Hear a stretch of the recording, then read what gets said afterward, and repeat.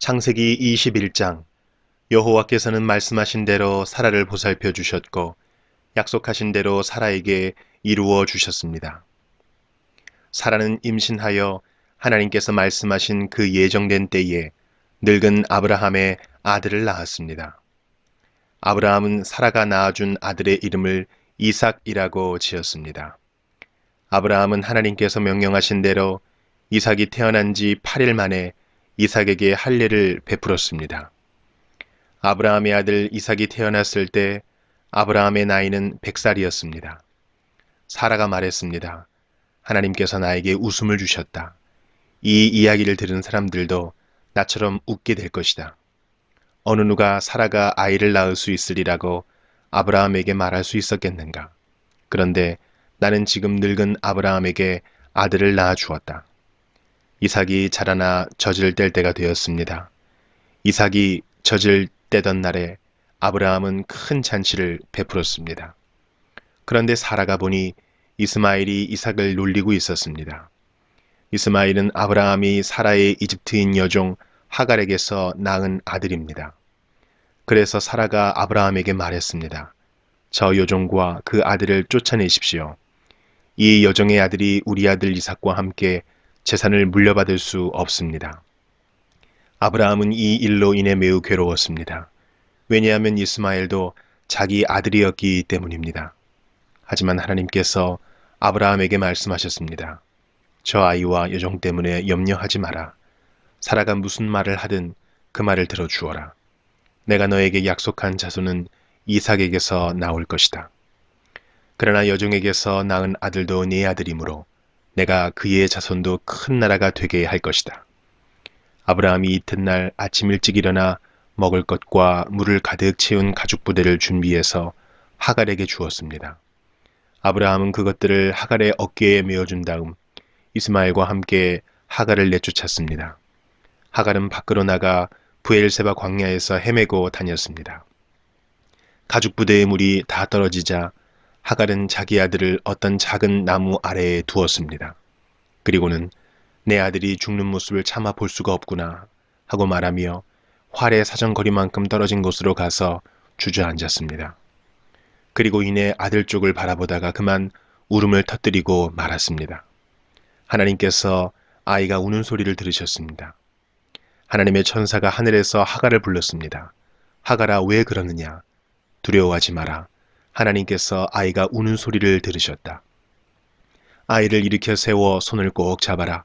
내가 그 아이의 자손으로 큰 나라를 이루도록 만들어주겠다.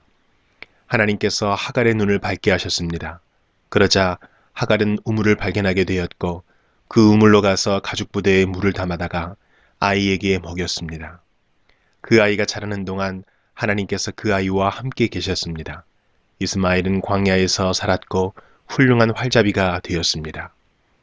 이스마엘은 바란 광야에서 살았는데 이스마엘의 어머니는 이집트 땅에서 여자를 데려다가 이스마엘의 아내로 삼아 주었습니다.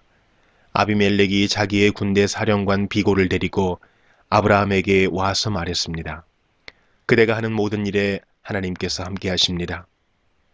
그러니 하나님 앞에서 나와 내 자녀와 내 자손들에게 거짓된 일을 하지 않겠다고 약속해 주십시오.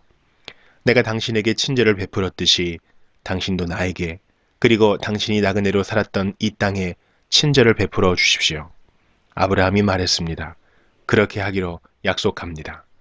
그리고 나서 아브라함은 아비멜렉의 종들이 자기 우물을 빼앗은 일에 대해서 아비멜렉에게 불평을 했습니다. 그러자 아비멜렉이 말했습니다. 나는 누가 그런 일을 했는지 모릅니다. 당신도 지금까지 한 번도 그 일에 대해서 말하지 않았습니다. 나는 오늘 이외에 이런 이야기를 들은 적이 없습니다. 아브라함이 아비멜렉에게 양과 소들을 주었습니다. 두 사람은 언약을 세웠습니다. 아브라함은 아비멜렉 앞에 새끼 암양 7마리도 내놓았습니다. 아비멜렉이 아브라함에게 물었습니다. 새끼 암양 7마리를 따로 내놓은 까닭은 무엇입니까? 아브라함이 대답했습니다. 이 양들을 받아주십시오. 내가 이 우물을 팠다는 것을 증명해 달라는 뜻으로 이 양들을 드리는 것입니다. 이 두 사람이 그곳에서 서로 약속했기 때문에 그곳의 이름을 브엘세바라고 부르게 되었습니다. 이처럼 아브라함과 아비멜렉은 브엘세바에서 언약을 세웠습니다. 그리고 나서 아비멜렉과 그의 군대 사령관 비골은 블레셋 사람들의 땅으로 돌아갔습니다. 아브라함은 브엘세바에 에셀나무를 심었습니다. 아브라함은 그곳에서 영원토록 살아계신 여호와 하나님의 이름을 부르며 경배해 드렸습니다. 아브라함은 블레셋 사람들의 땅에서 오랫동안 나그네처럼 살았습니다. 창세기 22장. 이 일들이 있은 뒤에 하나님께서 아브라함의 믿음을 시험하셨습니다. 하나님께서 아브라함아 하고 부르시자 아브라함이 예, 제가 여기 있습니다 하고 대답했습니다. 여호와께서 말씀하셨습니다. 너는 사랑하는 아들 이삭을 데리고 모리아 땅으로 가거라. 내가 너에게 일러주는 산에서 네 아들을 잡아 태워드리는 제물인 번제물로 바쳐라. 아브라함은 아침 일찍 일어나 나귀의 안장을 얹었습니다. 아브라함은 태워드리는 제사인 번제에 쓸 장작을 준비한 다음에 이삭과 두 총을 데리고 길을 떠났습니다. 그들은 하나님께서 일러주신 곳으로 갔습니다. 3일째 되는 날 아브라함이 눈을 들어보니 멀리에 그곳이 보였습니다. 아브라함이 자기 종들에게 말했습니다.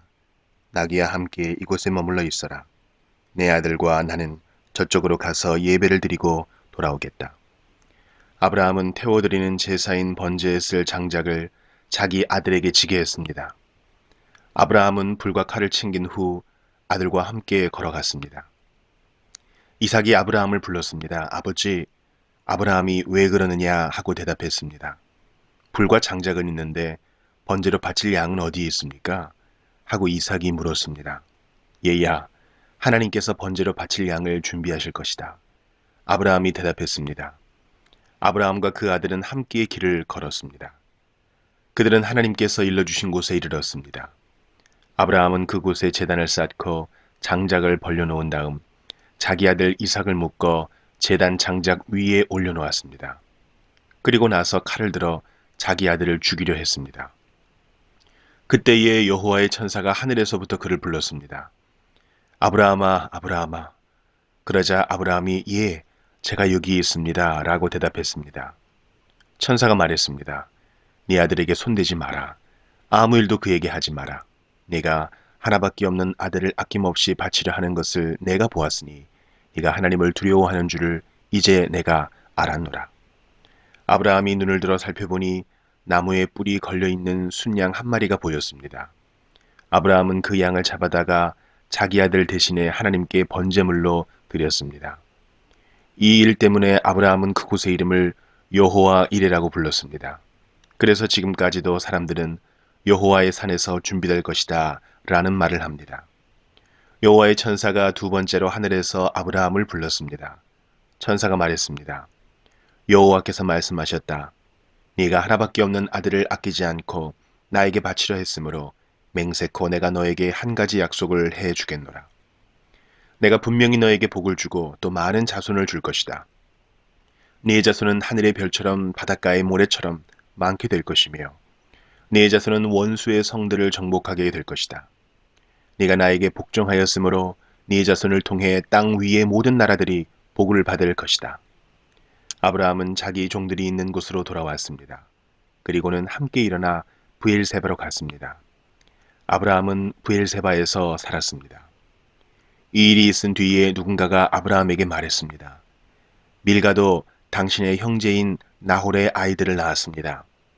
맏아들은 우수이고 둘째 아들은 부수이고 셋째 아들은 아람의 아버지인 그무엘입니다. 그리고 게셋과 하소와 빌다스와 이들랍과 부두엘도 태어났습니다. 부두엘은 리브가의 아버지가 되었습니다. 이 8아들은 아브라함의 동생 나홀과 그의 아내 밀가 사이에서 태어났습니다. 또 나홀의 첩 루마도 데바와 가함과 다하스와 마아가를 낳았습니다. 창세기 23장. 사라는 127살까지 살았으며 이것이 사라가 누린 수명이었습니다. 사라는 가나안 땅 기럇 아르바 곧 헤브론에서 죽었습니다. 아브라함이 사라를 위해 슬피 울었습니다. 얼마 뒤에 아브라함은 죽은 아내 곁에서 물러나와 햇사람들에게 가서 말했습니다. 나는 이곳에서 나그네요 외국인에 지나지 않습니다. 내 죽은 아내를 묻을 수 있도록 나에게 땅을 좀 파십시오. 햇사람들이 아브라함에게 대답했습니다. 내 주여, 우리의 말씀을 들어보십시오. 당신은 우리들의 위대한 지도자입니다. 우리의 땅 중에서 가장 좋은 곳을 골라 돌아가신 분을 장사 지내십시오. 우리의 무덤 중에서 어느 곳이든 마음대로 고르십시오. 돌아가신 분을 장사 지내는 것을 막을 사람은 아무도 없습니다. 아브라함이 자리에서 일어나 그 땅의 백성인 햇사람들에게 절했습니다. 아브라함이 그들에게 말했습니다. 내 죽은 아내를 이 땅에 묻는 일을 정말로 도와주시겠다면 소알의 아들 에브론에게 부탁하여 에브론이 나에게 막벨라 동굴을 팔게 해 주십시오. 그 동굴은 에브론의 밭 끝에 있습니다. 물론 값은 넉넉하게 치르겠습니다. 그 동굴이 당신들 가운데서 내게 속한 매장지가 되게 해 주십시오. 그때 에브론은 햇사람들과 함께 앉아 있었습니다. 에브론이 성문 곁에서 햇사람들이 다 듣도록 아브라함에게 말했습니다. 내 주여, 그러실 필요 없습니다. 내 말을 들으십시오. 그 땅과 거기에 있는 동굴을 그냥 드리겠습니다. 이 사람들이 보는 앞에서 다 드릴 테니 돌아가신 분을 장사 지내십시오. 아브라함이 햇사람들 앞에서 절했습니다. 아브라함이 모든 사람들 앞에서 에브론에게 말했습니다. 당신이 진정 나를 위한다면 내 말을 들으십시오. 밭값을 다 치르고 사게 해 주십시오. 내 돈을 받으십시오. 그래야 내 죽은 아내를 거기에 묻을 수 있습니다.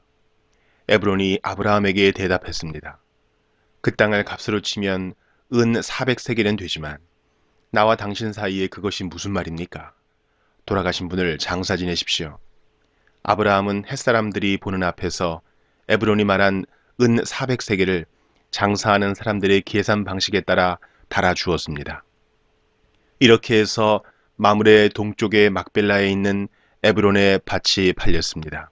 그 밭과 거기에 있는 동굴과 밭의 사방을 두르고 있는 모든 나무가 성문에 들어와 있던 햇사람들이 함께하는 가운데 아브라함의 재산이 되었습니다. 그리고 나서 아브라함은 자기 아내 사라를 동굴 속에 묻어주었습니다.